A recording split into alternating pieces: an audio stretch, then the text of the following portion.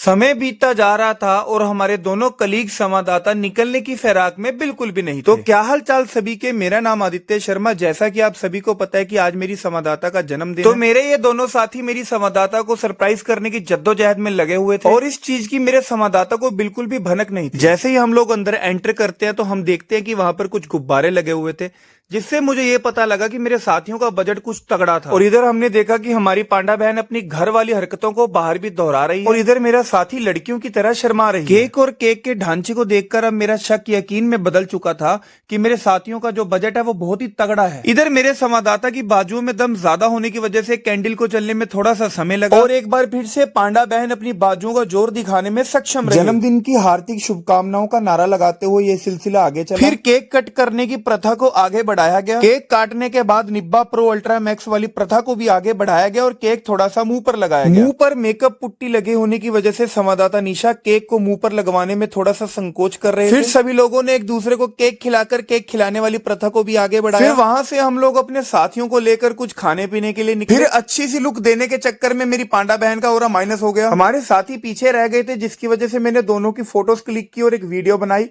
ताकि मेरा time pass हो। पांडा बहन 10 पौड़ियां चढ़ने के बाद इतना थक चुकी थी कि उसके बाद उसने पानी ग्रहण किया। फेक स्माइल को दिखाते हुए इस सिलसिले को आगे बढ़ाया गया। फिर एक साथी को मेरी संवाददाता द्वारा बहुत मुश्किल से हंसाया गया। कुछ पैसों की घूस देकर मेरे साथी अभिषेक को कैमरे के आगे लाया। खाने को आगे बढ़ा देख किसी से भी अपनी भूख कंट्रोल नहीं हुई, खास तौर पर मेरी पांडा बहन। अपना पास्ता लपेटने के बाद संवाददाता निशा ने पांडा बहन की प्लेट में भी कुछ लपेटा मारा। फिर कुछ नीचे गिरी हुई सामग्री को उठाकर भी ग्रहण किया। कैमरे के आगे पकड़े जाने की वजह से संवाददाता कुछ फेक स्माइल भी दे रहे थे। इसी बीच पांडा बहन ओरा फिर से माइनस हो गया था। चश्मा घर छूट जाने की वजह से पांडा बहन को देखने में थोड़ी सी परेशानी हो रही थी। मैं अभी पास्ता में उलझा हुआ था, इन दोनों ने पिज्जा भी लपेट दिया। महिला साथी इतना उलझे हुए थे कि उन्होंने अपना बैग ही वहीं छोड़ दिया था। उसके बाद हम अपने साथियों को वहां से विदा करते हैं और आगे कहीं घूमने के लिए चले जाते हैं। बीच रास्ते में संवाददाता निशा के साथ मेरी किसी बात पर बहस हो गई तो मैंने एक्टिवा का रोब मारा, जो कि मुझ पर ही भारी पड़ गया। कुछ दूर चलकर इनको भी समझ आ चुका था कि पैसे तो मेरे पास। पापा की परी को एक्टिवा चलाता देख दूसरी पापा की परी को डर लगने लगा और वो रोने लगी। फिर पांडा बहन ने बोला कि आज गाड़ी तेरा भाई चलाएगा, जो कि चलाते हुए दिख ही रही है।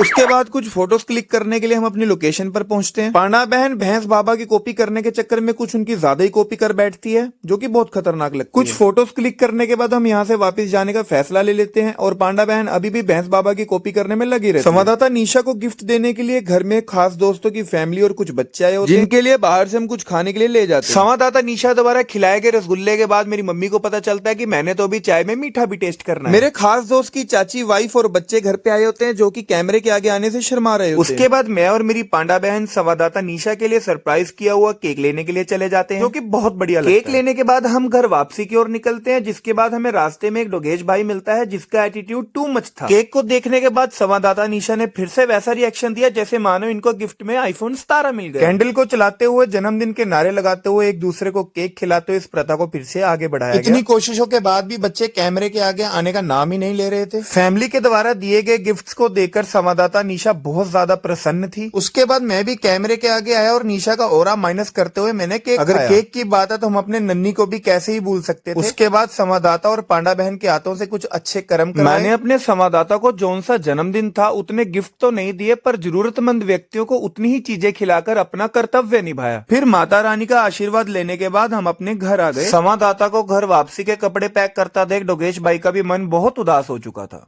सब क्या देखना पड़ रहा है। अच्छा है मैं अंधा हूँ।